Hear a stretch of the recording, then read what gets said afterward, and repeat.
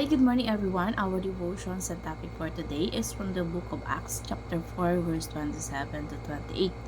Sabi dito, indeed, Herod and Pontius Pilate met together with the Gentiles and the people of Israel in this city to conspire against your holy servant Jesus, whom you anointed. They did what your power and will had decided beforehand should happen. So, sabi sa um, Tagalog version, Nagkatipon nga sa lungsod na ito sina Herodes at Poncio Pilato, kasama ang mga hintil at ang buong Israel laban sa inyong banal na lingkod na si Jesus. Ang inyong hinirang, nagkatipon sila upang isagawa ang lahat ng bagay sa inyong itinakda noong una pa man ayon sa inyong kapangyarihan at kalooban.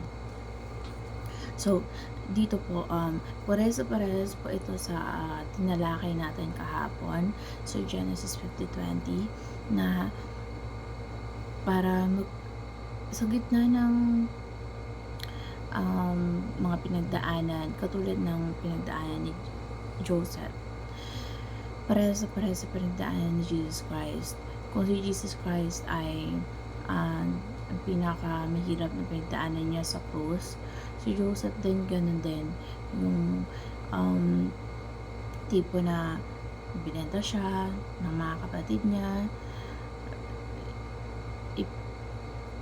nandun yung pinagkaisahan siya, na-betray siya, mismo pamilya niya, nakulong pa siya, at kahit ano pa man yung kasamaan ng tao, at ay nangyari yun within the sovereignty of God.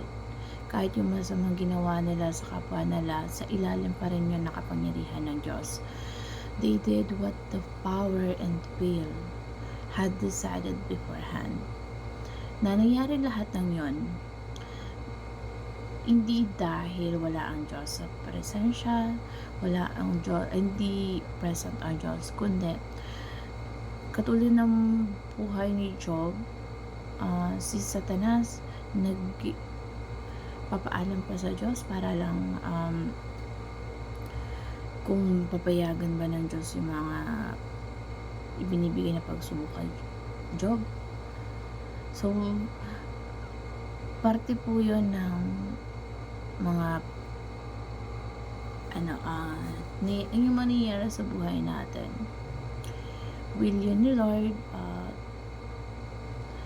itinakda yun, kahit na alam natin na makapangyarihan siya. Pero kung hindi niya kalooban na mangyari sa buhay natin, lahat ng nangyayari sa buhay natin, mabuti man yan ay masama, hindi yan nangyari dahil sa nagulat ang Diyos na hindi niya alam kung bakit nangyari yon, kundi it's within and under sa kapangyarihan niya, sovereignty niya. At lahat na nangyayari sa buhay natin, ano pa man yan, hindi nangyari yan ng walang permiso sa Diyos. Kasi lahat ng nangyayari sa buhay natin, alam ng Diyos. He fulfills the life na katulad ng Joseph. At inihahayag ng Diyos yung parang yung nangyari kay Jesus Christ, katulad ng nangyari kay Joseph, na inihahayag dito, anino siya ni Joseph na someday may ipapanganak na Messiah, at yung mga nangyari sa kanya, yun yung similarities nila. At makikita natin na ang Messiah inihayag na sa pamamagitan ng katulad ng buhay ni Joseph. At meron yung kaugnayan sa lahat ng nangyari. Si Joseph, binentay ng kapatid at mga kababayan niya para magdusa siya. nagdusa siya sa mga kasalanan ng iba. Katulad din ng mga nangyari kay Jesus. He suffers in order to the life of others. At sa kanyang pagdurusa, kumilos pa rin ang Diyos. Naligtas ang marami. Katulad ng panahon ni Joseph. Kaya ito yung comparison kung bakit ganun yung mga nangyari kay Joseph. Katulad din yung nangyari kay Jesus Christ. Si Joseph, inayaan siya magdusa ng Lord at ginawa siyang kumbaga pinagdaanan niya yon, tapos naging hero siya. Nagkaroon din siya ng mula siya dahil dyan ng kamatayan, inangat siya ng Diyos para maramdaman natin na kahit anumang pagsubok, naghahari pa rin ang Diyos sa buhay natin. Meron yung mga pagkakataon na kahit hindi natin kaya, pero pag nalampasan natin yun, napaka-grateful natin kasi kailangan natin yung pagdaanan para may lesson learned tayo makuha. Meron tayong mga kailangan pagdaanan para sa ikabubuti din natin. Kahit pumasan pa tayo ng krus na katulad ni Jesus Christ, yun yung time na iahon tayo ng Diyos.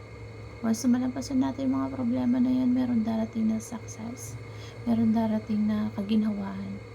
So, huwag tayo mag-focus sa kung ano man yung failure, ano man yung mga pagsubok na nangyayari sa buhay natin, kasi inihahayag yan ng Diyos na may potential ka na malampasan yan. Meron kang kakayanan na mababago ang lahat sa buhay natin. Makita ng tao sa paligid natin na ang buhay natin binabago ng Diyos araw-araw at pinaghaharian tayo ng Diyos because Jesus Christ resurrected from the dead. He is alive to invade para sakupin ang ating mga buhay. So, kailangan i-apply natin yun sa buhay natin na ano bang nangyayari at sitwasyon na meron ka. Hindi yan bago. Lahat may pagsubok at kailangan malampasan natin yun. Kasi tayo din naman magtatamo nun eh. Basta nalampasan natin, kahit anong bagay kakayanin na natin. At magkakaroon tayo ng courage dahil sa mga pinagdaanan natin na ang galing mo, tap yourself, ang galing mo kasi lahat ng yun ay larawan ng Panginoong Hesukristo sa buhay mo, na ang lahat ng yun may dahilan. Lahat ng pinapangaral ni Jesus Christ sa buhay natin para naman makilala natin ng Diyos sa buhay natin, para makilala natin siya. Hindi dahil nasa pagsubok ka, hindi natin kailangang magtiwala sa Kanya kasi yun yung purpose niya, yun yung direction ng buhay natin, na makilala natin ang Diyos sa gitna ng ano pa man na kailangan natin pagdaanan, sa tulong at yung enablement ng Holy Spirit na kahit tayo ay maging katulad ni Jesucristo, maging i-compare natin yung buhay sa Kanya na wala ito sa mga sufferings na ginawa niya sa buhay natin para lang tayo malagtas. Meron tayong pakikibahagi sa pagdurusa ng Diyos sa pamamagitan ng pangangaral sa iba na ginawa din ng Diyos. At maging isa tayo sa instrument kung paano makapagbago or maka-encourage sa iba na walang exempted sa pagsubok, walang exempted sa problema. Kung paano na minsan pinaghaharian tayo ng negative vibes sa buhay natin, pero magpatuloy pa rin tayo kasi ang Diyos nga hindi sumuko para sa buhay natin, para matubos sa mga kasalanan natin. Dapat ganoon din po tayo.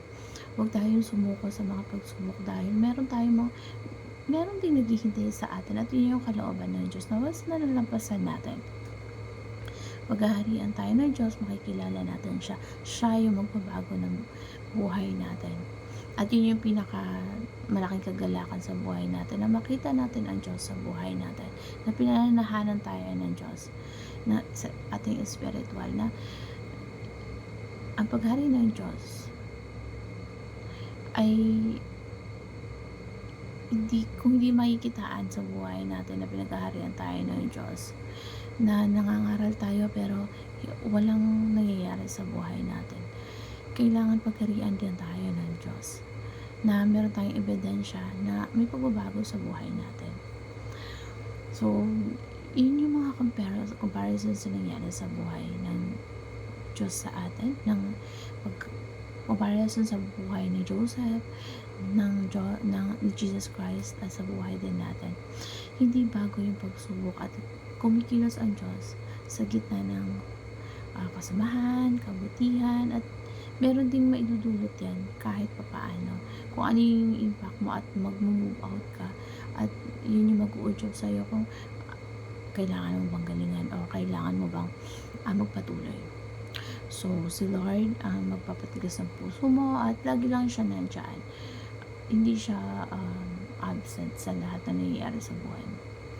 So, yun po yung mga katuruan ng talatang ito, na sana ay may napulot kayong aral, na huwag kayong sumuko sa buhay.